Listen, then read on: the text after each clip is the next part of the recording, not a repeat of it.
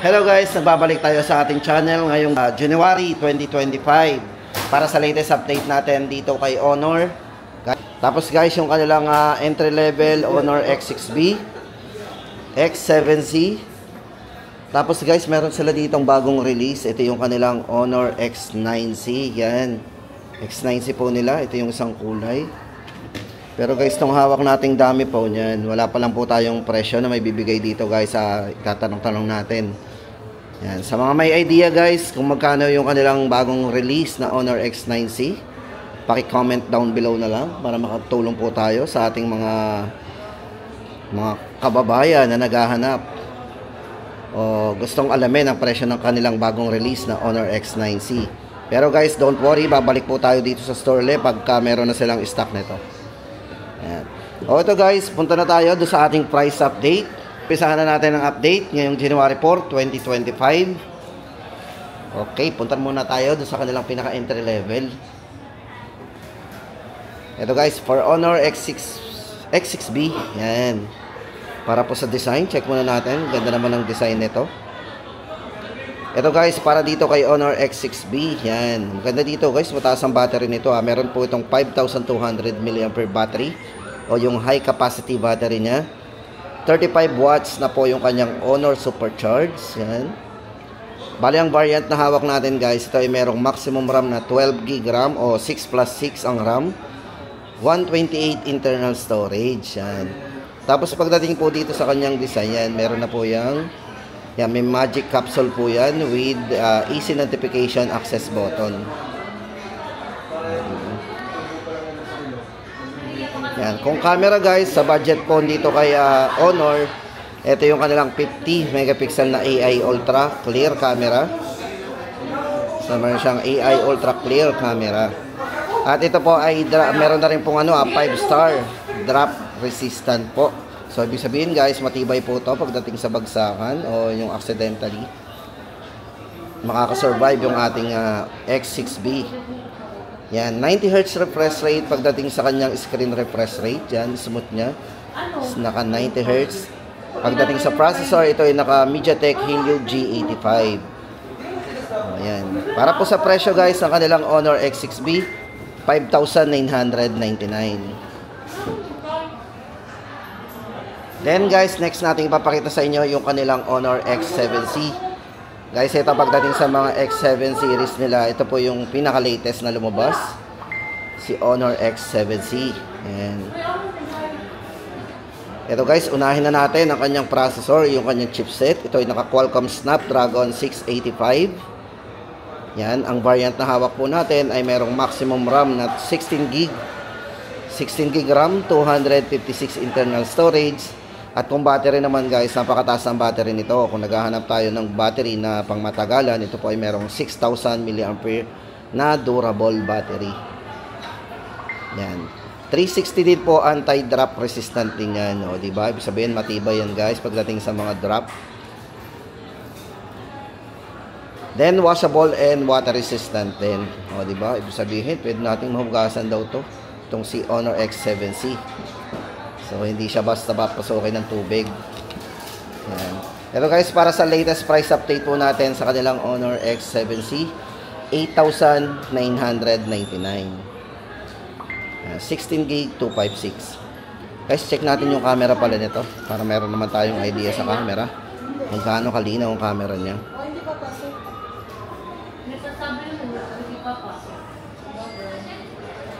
Sa video. Check natin.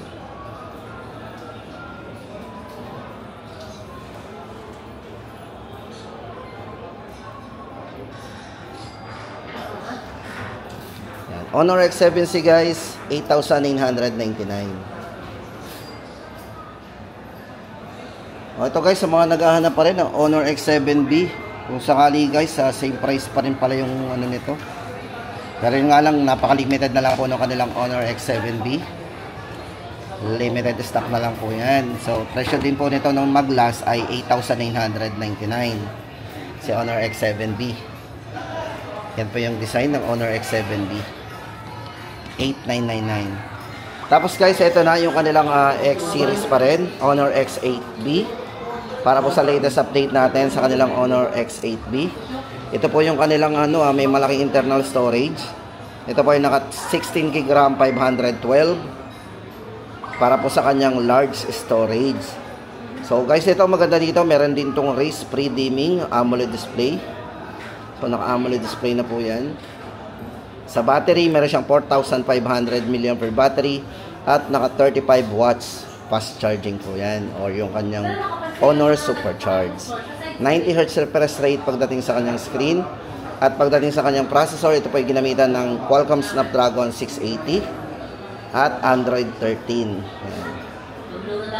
Sa camera guys, ito kung more on camera tayo, tama-tama sa inyo yung kanilang Honor X8B ay merong 108 megapixel po na camera.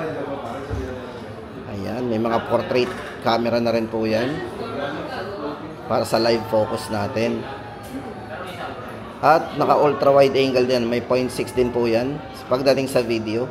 Kung magre-record tayo ng video, yung kanilang Honor X8B ay may naka ultra wide angle na rin. Yan, para po sa presyo guys, ang kanilang Honor X8B 12,999. May malaking internal storage. Siyempre guys, ang ganda ng design nito napakanipis din. Mukha talaga siyang iPhone kung si 12,999. Then guys, ito na yung kanilang Honor X9B.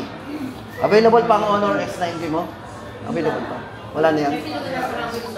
Ay, wala. Paano na ito? Hindi ko na may mentionin to. X9C na. Ha? Ba't naka-display Ayan sir, X9C. X9C ba to? Oh my god. Kala ko'y wala. Tapos guys, ito na sa mga naghahanap ng latest model dito kay Honor. Kung mapapansin nyo guys, wala na sila ditong display ng kanilang Honor X9B. Ito na po yung latest model nila ngayon, Honor X9C. Ito guys. Ito para po sa presyo guys nito. Baka may idea na po kayo guys.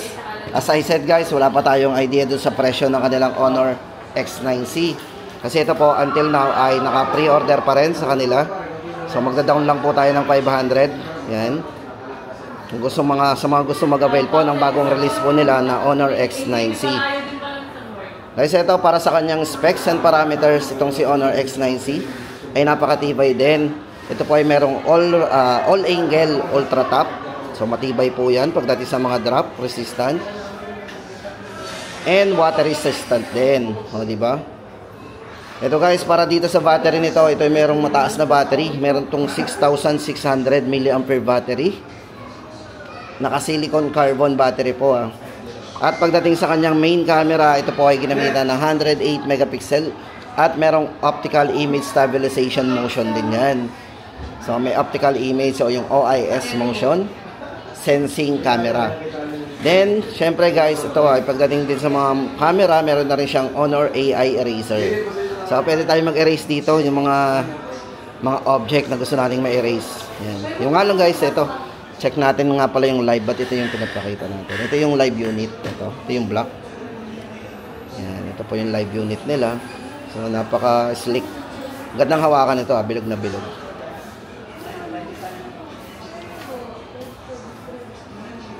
Yan, check po natin ang kanyang 108 megapixel na camera. Ito po yung meron na ring ultra wide angle o wide angle, naka 0.6. Then, sa video, check natin. Naka 60 FPS na rin po. Yan, smooth video. O, diba? Kahit malikot ang kamay nyo, magandang panoorin ng video natin. Kasi nga po, meron siyang 60 FPS. O, diba? Portrait para sa live focus. Night camera. At syempre guys, ito aperture. Ito, mas maliwanag to. Gamitin niya po yung aperture. Ito guys, para sa presyo guys, wala po tayong may bibigay na presyo sa kanilang bagong release po o yung bagong-bago nilang Honor X9C. Ayan, nakaalam na po ng iba dyan. Paki-comment na lang po. Ayan. Babalikan na lang po natin ang presyo nito. Ayan, sa next update natin. Honor X9C.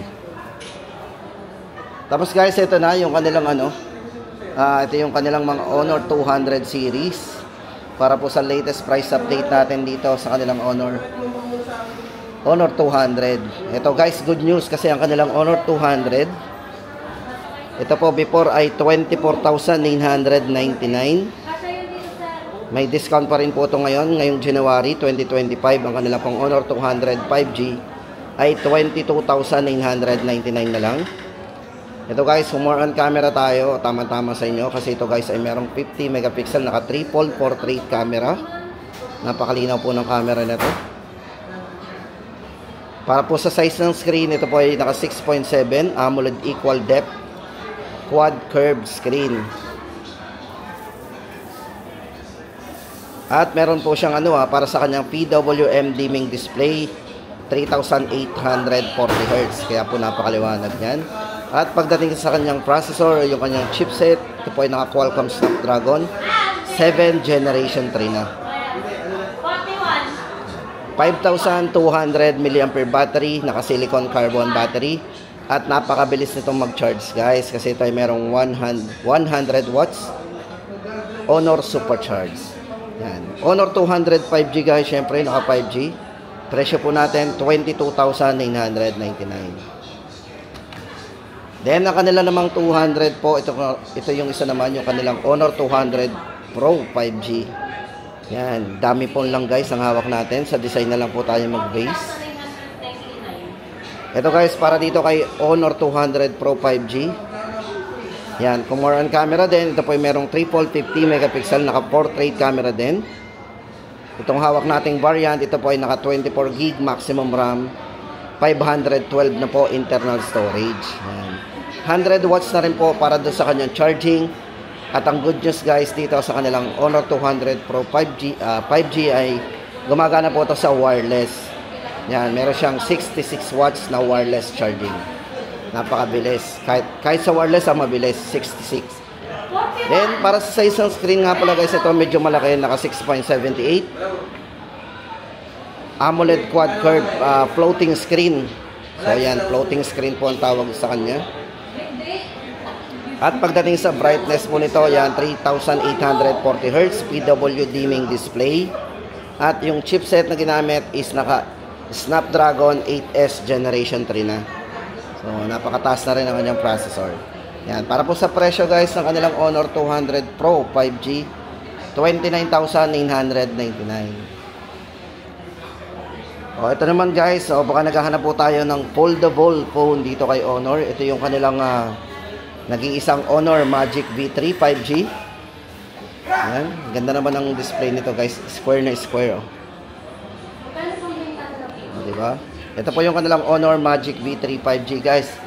Para po sa kanyang napakanipis po guys nito. Nipis.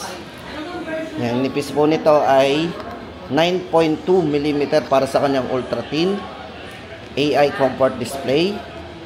Then kapag naka-fold po ito, 6.43 inches po ang size ng screen yan. Ito.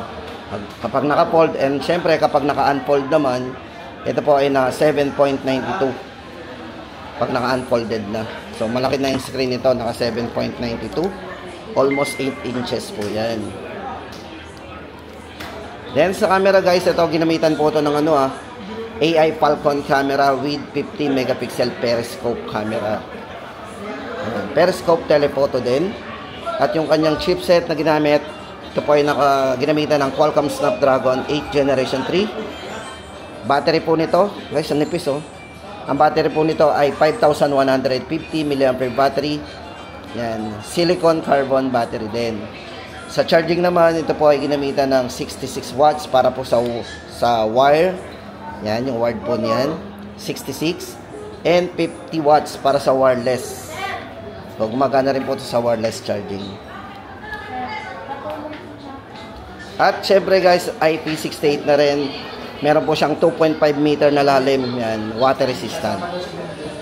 So, presyo guys sa kanilang Honor Magic V3, 89,999. Ayan guys, ang ating latest update dito kay Honor ngayong January 4, 2025.